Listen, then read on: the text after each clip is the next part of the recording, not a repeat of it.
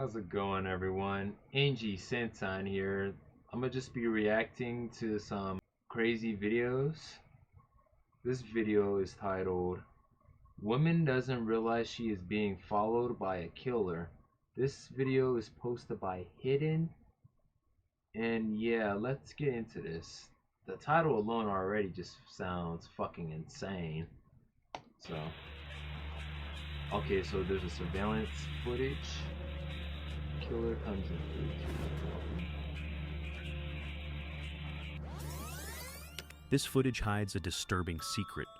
It was recorded in Orlando, Florida on October 17, 2015. Damn, the girl 10 you see years running ago. here is 27-year-old Sasha Samsudean. The man following her is 33-year-old Stephen Duxbury. He is the building's security guard, but he's not here Wow. to protect her.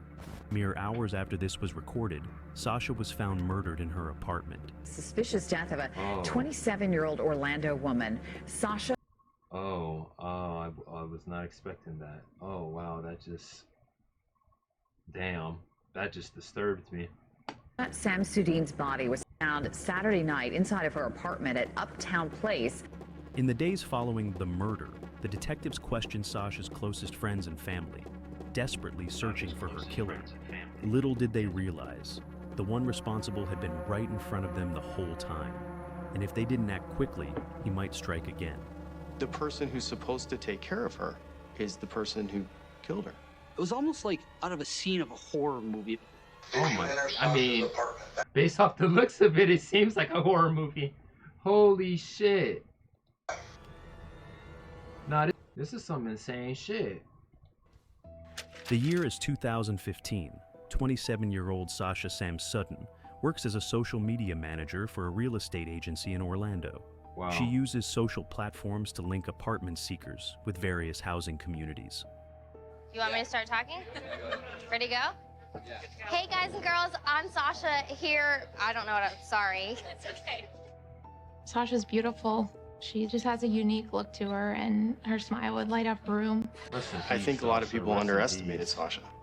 They would see a pretty face. I don't think that they understood just how smart she was. On October 17th, Sasha is all set to attend the last home soccer game of the season with her friend Anthony. After the final whistle, they head back to the bars at Wall Street Plaza to celebrate the win and have some fun. We felt like letting our guard down and just having a good time. Sasha, who's always got a Yorkie pool too. That's cute. dancing, always the life of the party. She got along with everybody.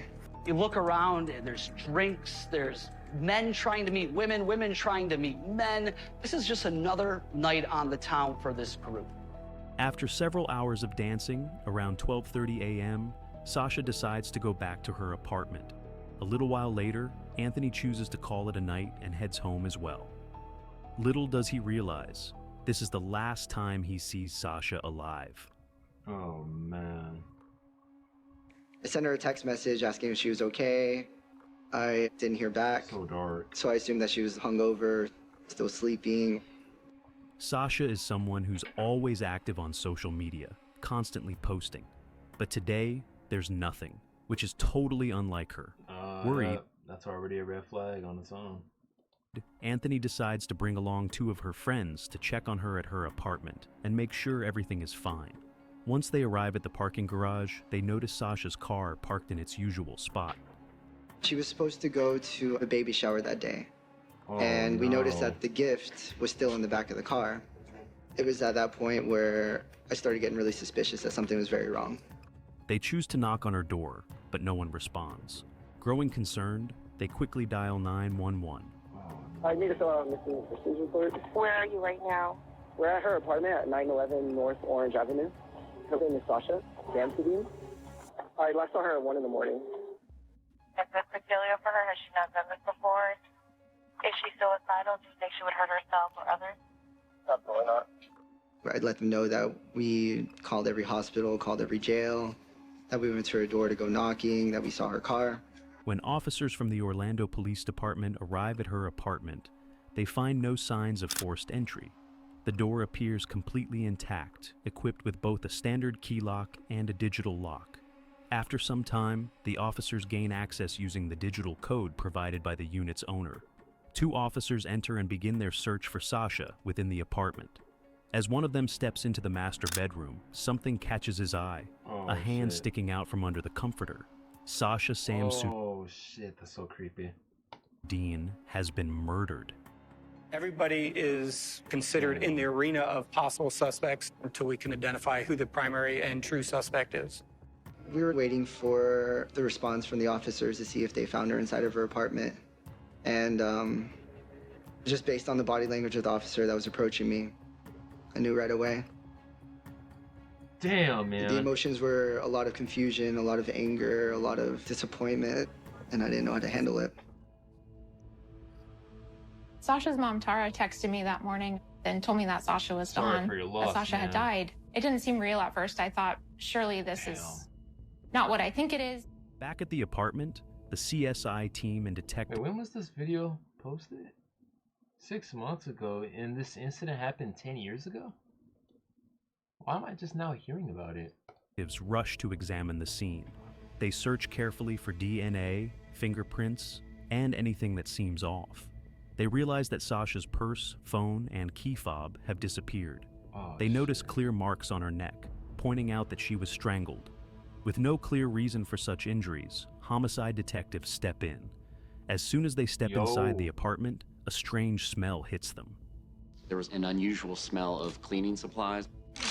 There was an open door to one of her cupboards where cleaning supplies were kept. One of the things that is suspicious about smelling cleaning supplies on someone is that chemicals like bleach can destroy DNA evidence. They step into the bathroom where the toilet seat lid is up. Under it, they discover 2 severed fingertips. Partial shoe prints mark the floor, but there's no evidence of a break-in.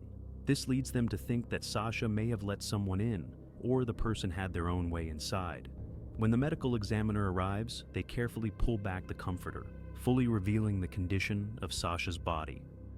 Based on her pants being gone, her underwear being gone, and her top being torn, now you stop thinking about property crimes because of her phone and her keys and start thinking about a violent crime or a sexual crime.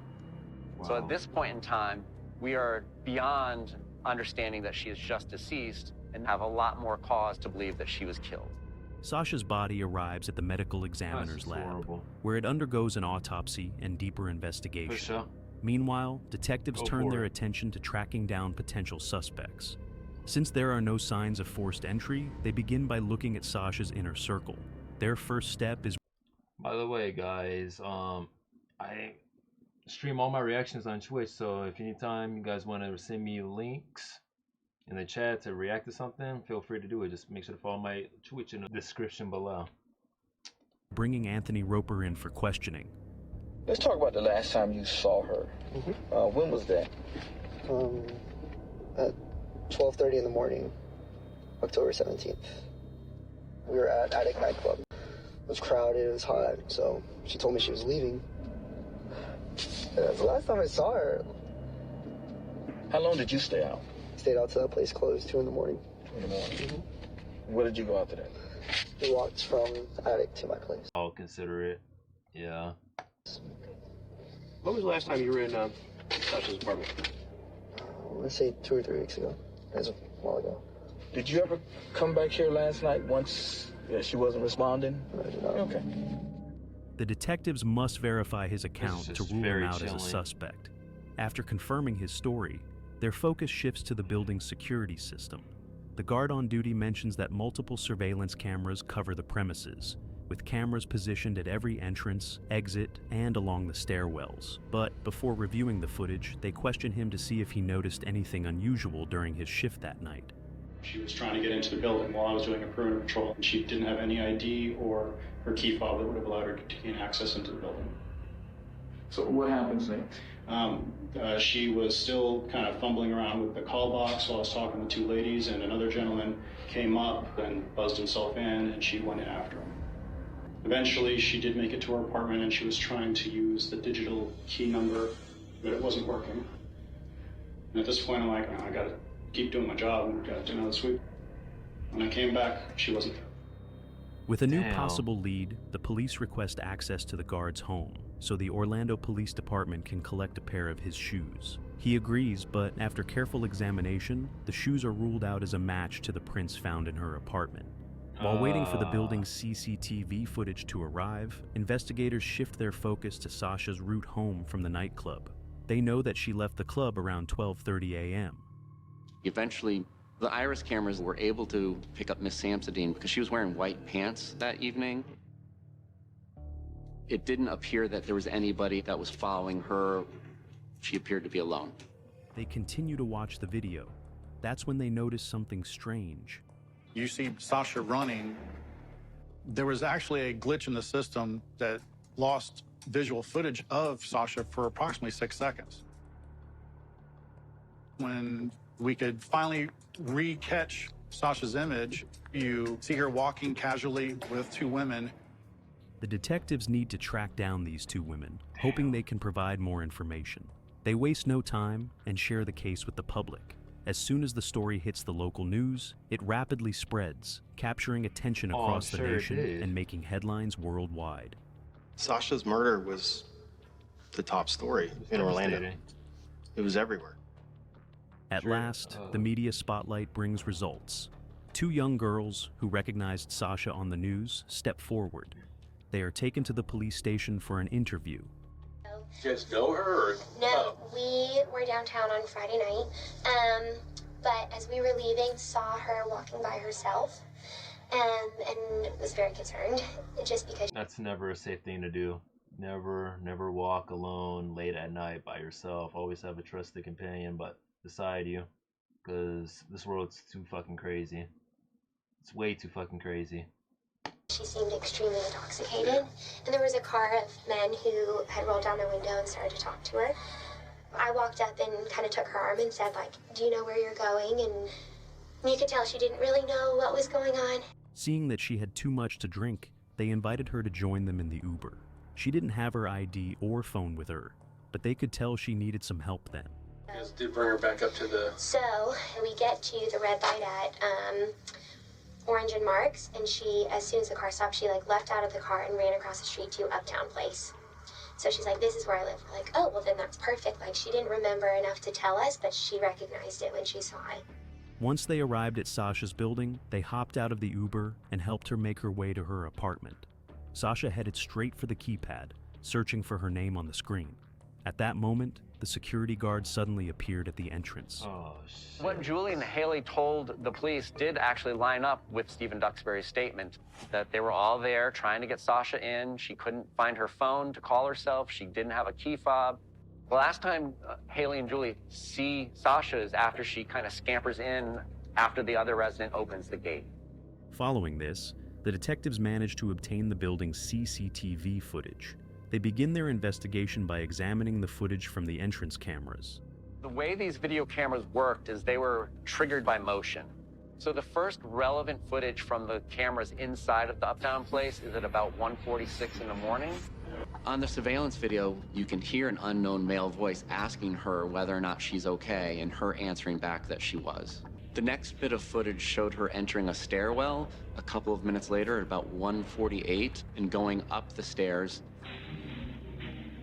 That dog looked exactly like And with the audio, particularly in a cement stairwell, you could really hear her flip-flops. In the video, it seems Sasha is walking alone, with no one following her. At precisely 2:06, a second camera inside the building captures her again. But this time, she can be seen running. Footage progresses, a familiar face appears. It's Stephen Duxbury, the building's security guard. In his interview, Stephen explained that he caught up with Sasha and offered assistance, suggesting they headed to her apartment. According to him, Sasha believed her keys were left in her car. So, detectives switch over to the footage covering the parking garage to verify his story. At 2:25, the pair are seen walking towards the first floor parking garage. This corroborates the security guard's story that he's helping Sasha find her key fob. The police confirm his story and turn their attention to the building's resident, who opened the door for Sasha. This resident, identified as Todd Miller, is soon brought in by detectives for questioning. I was out with some cousins at a bar, came home, and there were some people at the door. Okay. They were cheap. I said, all right, let them in. One went my direction, the others went, I think, the other direction. One girl was pretty drunk, and then I got in my elevator, and I never saw him again. Did you leave at any point later on that night? Yes, sir. The detectives rewind the footage once more. Right after Todd lets Sasha in, they part ways, each heading in different directions. With this, the detectives rule out Todd as a suspect and continue with their investigation.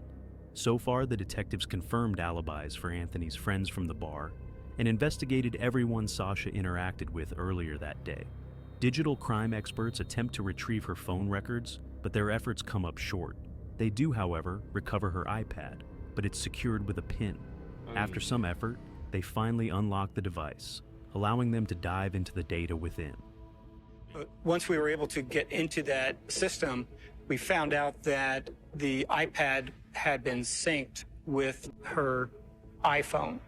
And I was able to locate the last communication that she transmitted at 5:12 in the morning, which was to Ben Robach.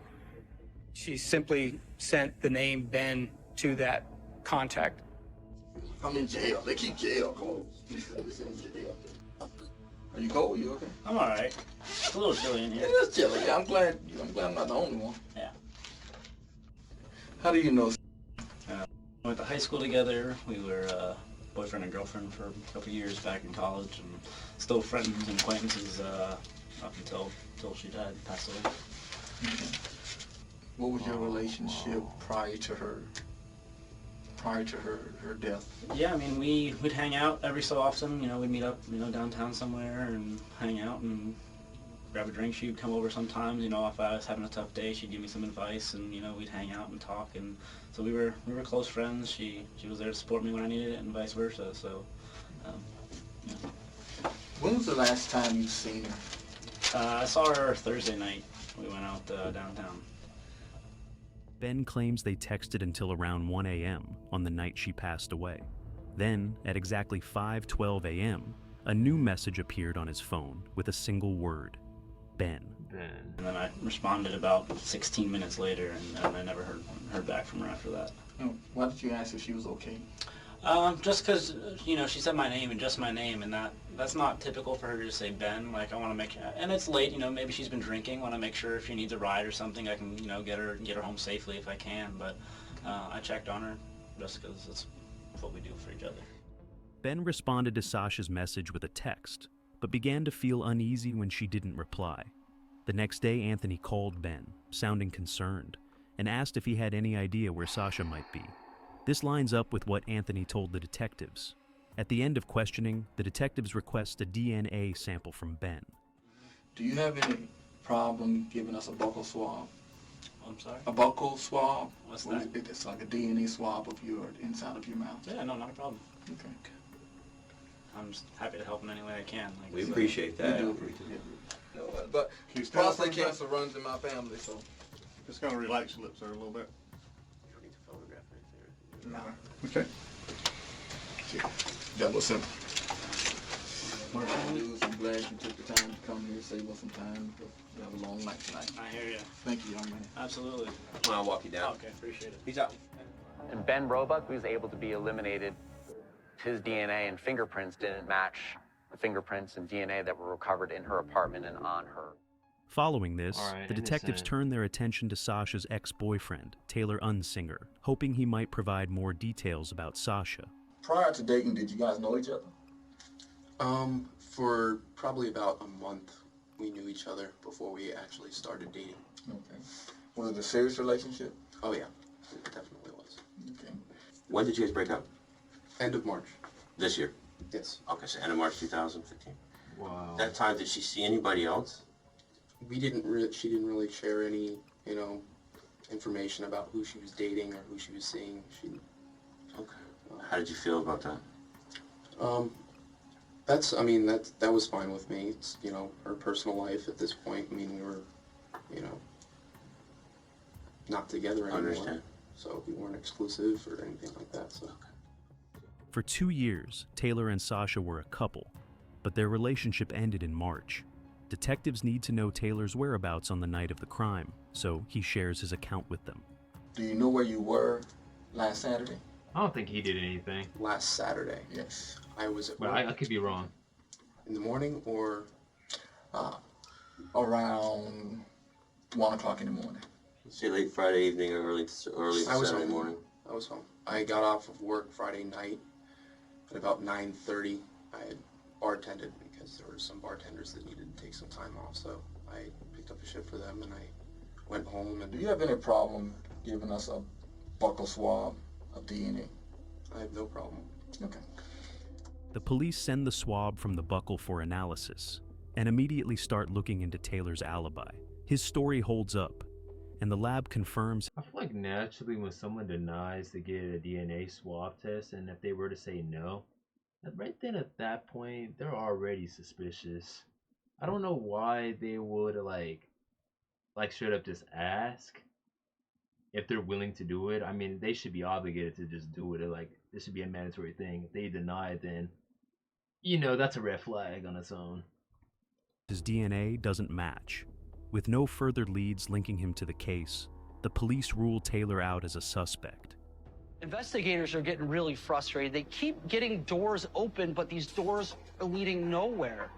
It's almost like they've come full circle and they're right back to where they started from on Saturday night and Sunday morning.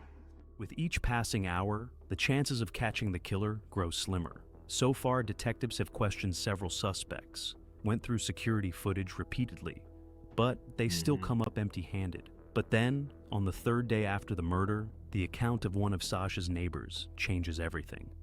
I know something's wrong. It's Monday morning. When I wake up, I turn on the news, and I saw about Sasha Samsudean's dad in her apartment.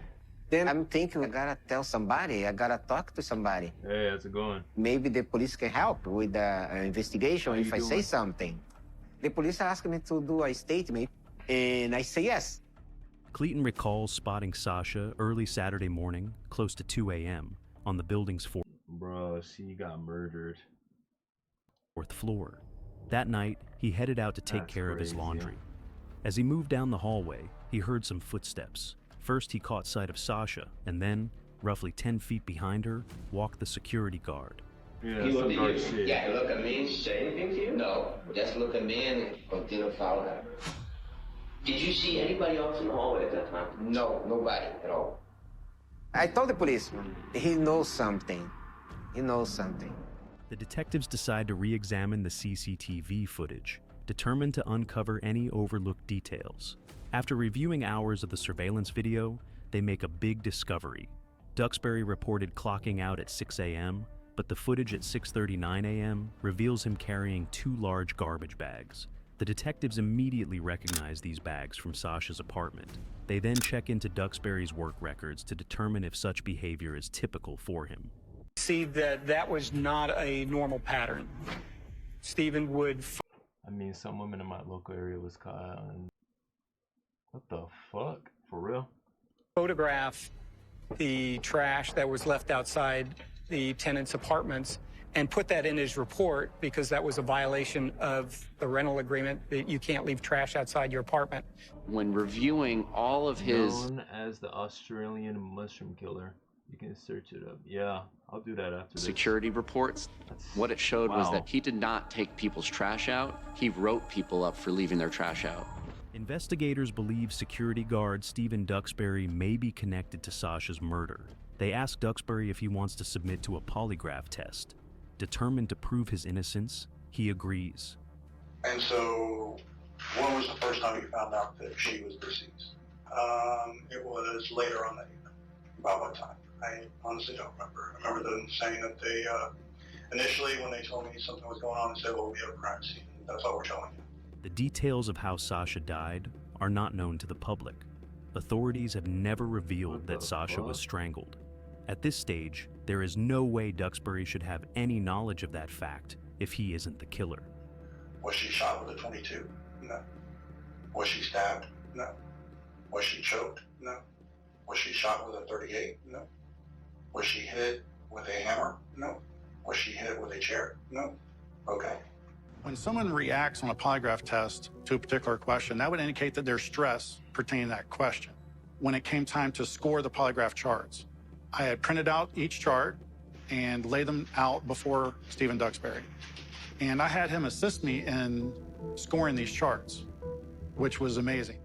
That's what I can tell you, and that's all I can tell the detectives, that there is something there that you're not being 100% honest about. Now, if she invited you in to have a few drinks or something like that, or whatever it was, you need to be honest about it, because this is saying you know something. Yeah, fess up, And that man. something Fess up. happened. 0.003% chance that the result was produced by a truthful person. And 0.003% chance that you were truthful on this test today. After reviewing the polygraph results, the detective's turn come in the room and ask Stephen to recount again what happened. So, she wasn't flirting with me, other than, leaning against me in the hallway because she could barely stand. But she wasn't flirting with me. She never flirted with you. She never asked you to come inside the apartment. I take my job seriously, and when my job says I'm not allowed to go into someone's apartment, I don't go into someone's apartment. The only time I would ever go into someone's apartment is with a detective like yourself, or a police officer, or an EMT or something, someone that I have to go in with because, doing something within my duties. As the detectives continue pressing Stephen with questions about his lies, he requests a lawyer, forcing the interview to come to an end. The polygraph results lead to the approval of a search warrant for his home. Inside, they discover a pair of shoes belonging to Duxbury.